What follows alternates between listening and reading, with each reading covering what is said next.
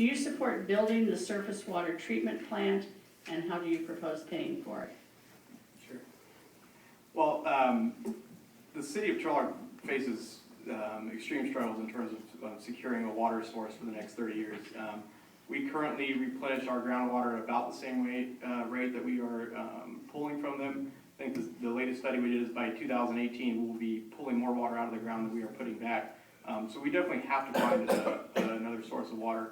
One of the things that's been proposed is a regional surface water treatment plant in partnership with the Turlock Irrigation District that would basically divert water from the Tuolumne River to provide drinking water to not only Turlock but some other adjacent communities as well if they wish to participate in the project. Turlock basically has two options, is that we can pay for part of the project. I think our share is about $85 million of a $200 million project, or we let TID take the lead and we forever pay them for our water. We don't have exclusive rights to the portion for Turlock. In terms of how we pay for it, I think that's something that we have to sit down with the citizens of Turlock and decide what is an equitable way to pay for who uses what. Okay, thank you. Mr. Block?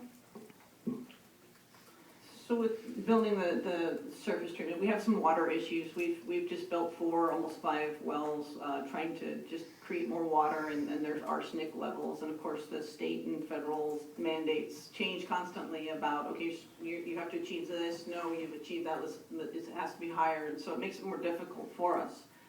In reference to fees and whether we actually build on a joint program, it's going to be up to the citizens and what TID is willing to bring to the table, because it's going to have to be a medium between the two. I personally can't just say, yes, let's raise fees and not have let the people vote on that. That's significant, especially in this economy. Okay, Mr. Alvarado?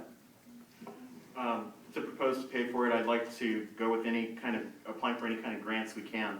I don't want to put us in debt for this. So I want to look at loans as a last resort, but also talk to the community as well about how to pay for that.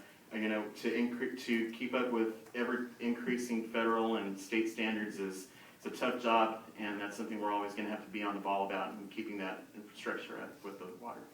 Thank you. Ms. Jackson? Water is our biggest fight I think we're going to have in the state of California, and I think it's very difficult, as it's been previously stated. The state keeps, changing the requirements, making them stricter and stricter, and our wells are going to be gone in 2018. So we have 2 projects. We have the surface water treatment plant. We also have the recycled water treatment, which is goes to the Harding Drain bypass. And the reason why I bring it up is it was discussed 2 years ago, and it got federal attention very quickly from Congressman Cardoza, and as well as I believe Congressman Radonovich. But we got money to start studying that. So I think, and the big buzzword in the federal government is regional. And because this is a regional project, we had talked about this 8 years ago with TID, they backed out, they're now back in. And so I think we have to, again, it's like the roads. We need to go to our public and ask them how are we going to pay for this? What do you want to do? But the most important thing is, we hired a lobbyist. And I think the most important thing is that